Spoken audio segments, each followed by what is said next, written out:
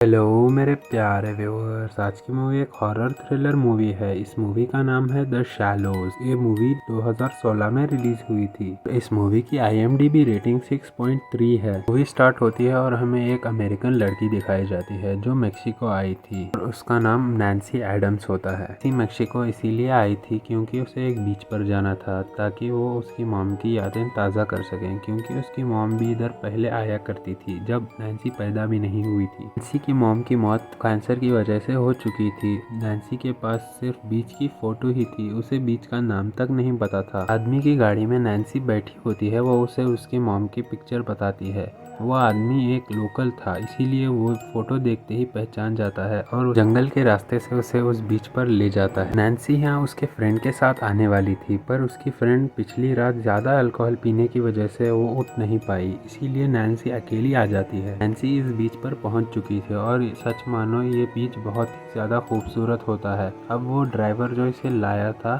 वो नैन्सी से पूछता है कि तुम वापस कैसे जाओगी। वो ऐसा इसलिए पूछता है क्योंकि उसने नैन्सी को यहाँ तक लिफ्ट दी थी। अब नैन्सी कहती है कि मैं ऊबर से वापस चली जाऊंगी और नैन्सी उसका शुक्रिया अदा करती है और वो आदमी वहाँ से चला जाता है। इस बीच पर सिर्फ 3 लोग थे, 2 लोग जो सर्फिंग कर रहे थे और नैन्सी। अब नैन्सी भी अपना सर्फबोर्ड लेकर सर्फिंग करने के लिए चली जाती है। जब वो लोग बड़ी लहरों का इंतजार कर रहे होते हैं तभी वो 2 लड़के नैन्सी से बात करना शुरू कर देते हैं। बात करते समय नैन्सी उनसे कुछ जरूरी जानकारी लेती है। वो लड़के बताते हैं कि इधर समंदर में 2 चट्टानें हैं जो दिन में एक बार पूरी तरह से पानी से कवर हो जाते हैं और समंदर में बहुत सारी जेलीफिशेस भी हैं जो बहुत ही ज्यादा डेंजरस हैं। अब समंदर में बहुत ही ज्यादा ऊंची ऊंची लहरें आने लगती है, तभी ये तीनों लोग सर्फिंग करना स्टार्ट कर देते हैं। ये तीनों बहुत ही ज्यादा एंजॉय कर रहे थे, पर नैन्सी इनमें से सबसे ज्यादा एंजॉय कर रही थी।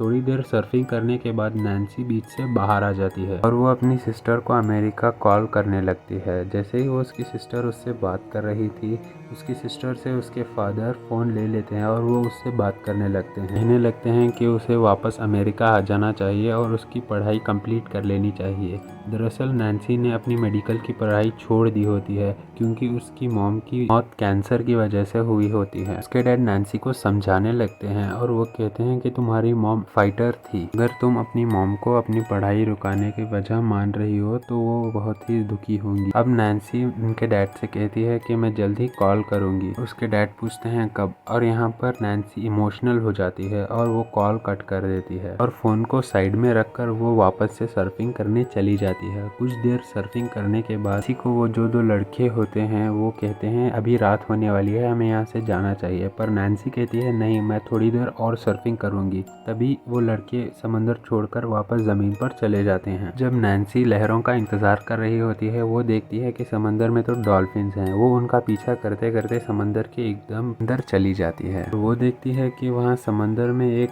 मरी हुई व्हेल मछली पड़ी होती है जिस पर बहुत सारी पक्षियाँ बैठी होती हैं। बड़ी लहर भी आना शुरू हो चुकी थी, तभी नैन्सी सर्फिंग करना स्टार्ट कर देती है। जैसे ही वो सर्फिंग कर रही होती है बहुत जोर से कोई चीज उससे टकराती है और वो बहुत जोर से समंदर के अंदर गिर जाती है और उसका बोट भी उसके छूट चुका था। कैसे भी करके वो उसके बोट को वापस पा लेती है, मुश्किल से ऊपर आ जाती है। जब वो बोट पर चढ़ रही होती है तभी कोई उसे बहुत जोर से समंदर के अंदर खींच लेता है और पानी में लाल ही लाल रंग होता है, यानी कि खून निकल रहा था। मुश्किल से नैन्सी अपना पैर छुड़ाती है और व्हेल की तरफ तैरने लगती है क्योंकि समंदर उससे बहुत दूर था, इसीलिए वो व्हेल की तरफ तैरती है और उस पर जल्दी से चढ़ जाती है। नैन्सी के पैर से बहुत ज़्यादा ब्लीडिंग होने लगती है और वो बहुत ज़्यादा इंजर्ड भी हो चुकी थी। नैन्सी एक मेडिकल स्टूडेंट होती है, इसीलिए उसे पता होता है कि पैर को बांधने से ब्लीडिंग एकदम कम हो सकती है। बड़ी मुश्किल से एक बेल्ट से उसके पैर को बांध लेती है। 2 लड़के उधर बीच पर होते हैं, वो नैन्सी की आवाज़ सुन नहीं रहे थे क्योंकि वो बहुत ज़्यादा दूर थे। नैन्सी बहुत ज़्यादा आवाज़ भी लगाती है और हाथ भी हिलाने की कोशिश करती है,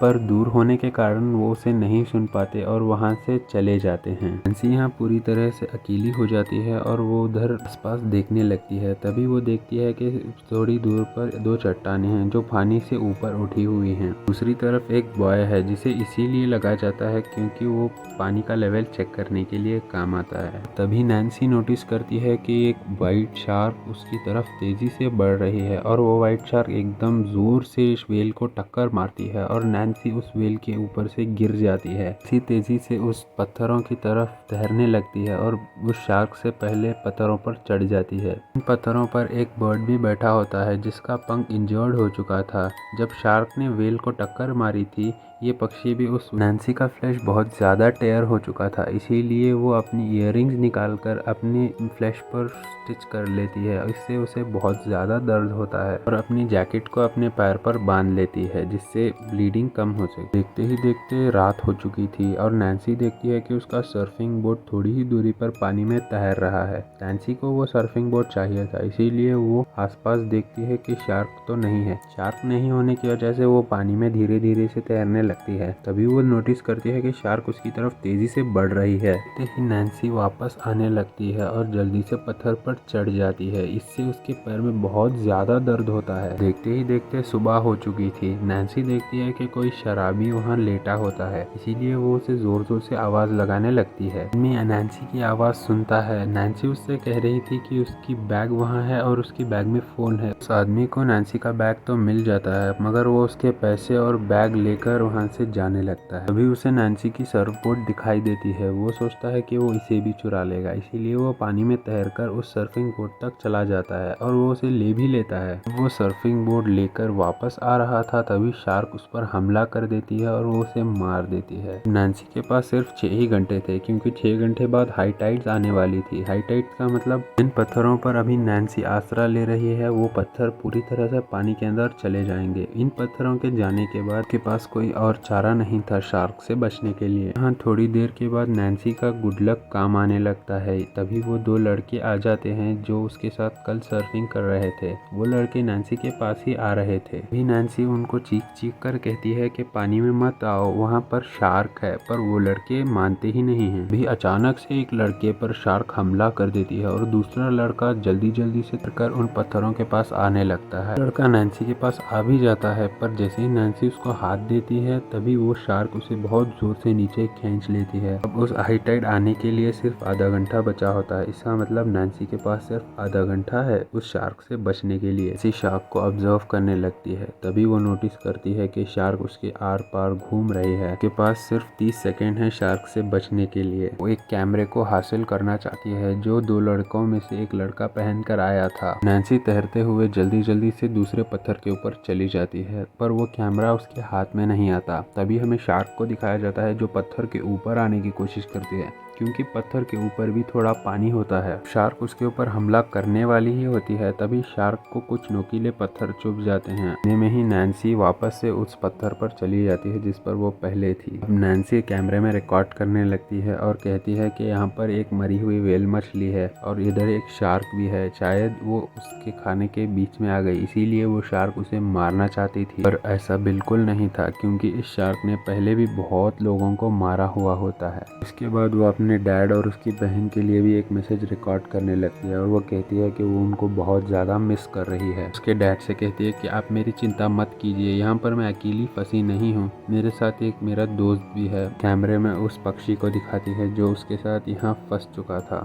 सब रिकॉर्ड करने के बाद नैन्सी उस कैमरा को हेलमेट में लगाकर वहाँ पर फेंक देती है ताकि वो किनारे पर जाए और उसकी फैमिली तक इसका मैसेज पहुँच जाए। इसी के साथ जो पक्षी होता है उसका भी हालत थोड़ी रिकवर हो रही। वो पक्षी अभी भी उड़ नहीं सकता था, इसीलिए सर्फबोर्ड के एक टुकड़े पर पक्षी को बैठाकर नैन्सी उसे वहां से बहा देती है। नैन्सी के पास कुछ ही मिनट होते हैं, क्योंकि कुछ मिनट में पत्थर पूरी तरह से पानी में डूब जाएगा। अगर उसे बचना है तो उसे बॉय तक जाना ही होगा। वो बॉय नैन्सी से 1 मिनट की दूरी पर होता है, पर शार्क उसे 30 सेकेंड में ही पकड़ लेगी। अब इसके पास कोई चारा नहीं होता, इसीलिए नैन्सी पानी में उतरने की तैयारी कर रही होती है, क्योंकि ऑलरेडी उसके पैर पानी में आ चुके थे। अभी नैन्सी देखती है कि बहुत सारी जेलीफिशेस ऊपर आ चुकी थी। नैन्सी नोट करती है कि जब शार्क उसे मारने आ रही थी, उसे नुकीले पत्थरों से बहुत ज़्यादा दर्द हुआ था, इसीलिए वो प्लान करती है कि वो जेलीफिशेस के बीच से तैर कर जाएगी ताकि वो शार्क उस पर हमला ना कर सके। नैन्सी पानी के अंदर जा चुकी थी और 30 सेकेंड के बाद शार्क भी उस पर हमला करने के लिए आ चुकी थी, पर नैन्सी जेलीफिशेस के बीच में फंस चुकी थी, इसीलिए वो शार्क उस पर हमला करने आती भी है, पर जेलीफिशेस के डंक मारने के बाद वो उधर से वापस मुड़ जाती है। नैन्सी तैरते हुए उस शार्क रॉड के बॉय पर पहुंच जाती है और नैन्सी तैरते हुए उसके ऊपर जाने ही लगती है, तभी उधर का एक बार टूट जाता है। वो बार के साथ ही नैन्सी सीधा शार्क के ऊपर गिर जाती है और उस बार से नैन्सी शार्क को जख्मी कर देती है। इसे ऊपर वापस बॉय पर चढ़ जाती है। इस बात से शार्क एकदम ज्यादा बौखला चुकी थी। वो उस बॉय पर हमला करने लगती है। नैन्सी का गुड लक एक बार फिर से काम करता है और उसे एक कार्गो शिप दिखाई देती है। कार्गो शिप को सिग्नल देने के लिए बॉय पर जो फ्लेयर गन होता है उसे चलाती है, पर बैड लक ने गुड लक को ओवर पावर कर दिया था, इसीलिए उसका बैड लक जीत जाता है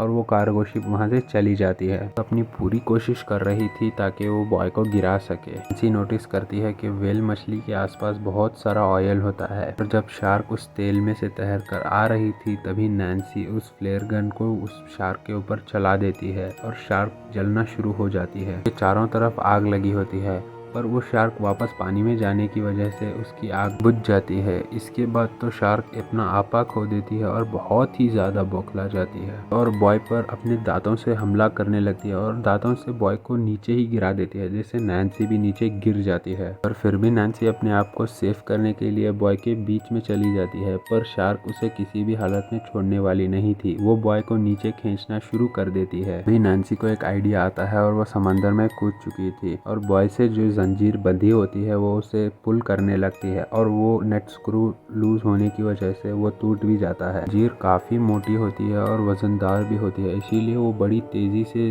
नैन्सी को लेकर नीचे जाने लगती है। तभी शार्क भी नैन्सी के पीछे पड़ जाती है और तेजी से तैरने लगती है। पहले नैन्सी उन रॉड्स से जाकर टकराती वो चैन को छोड़ देती है और उधर से अलग हो जाती है। शार्क एकदम से नहीं घूम पाती, इसीलिए वो बहुत ही स्पीड से उस रॉड पर टकरा जाती है और वो रॉड उसके मुंह से आर पार हो जाते हैं और उसकी वहीं पर मौत हो जाती है। नेक्स्ट सीन में हमें दिखाया जाता है कि नैन्सी शोर पर पहुंच चुकी है और एक आदमी भी भागते हुए उसे बचाने के लिए आ रहा है। दरअसल उसका कैमरा जो उसने समंदर में फेंका था वो एक बच्चे को मिल गया होता है और वो बच्चा उसके डैडी को बुलाकर लाता है हेल्प के लिए। आफ्टर ऑल मूवी का एंड हो जाता है और नैन्सी वहाँ से बच जाती है। थैंक्स फॉर वॉचिंग गाइज, मिलते हैं नेक्स्ट वीडियो में।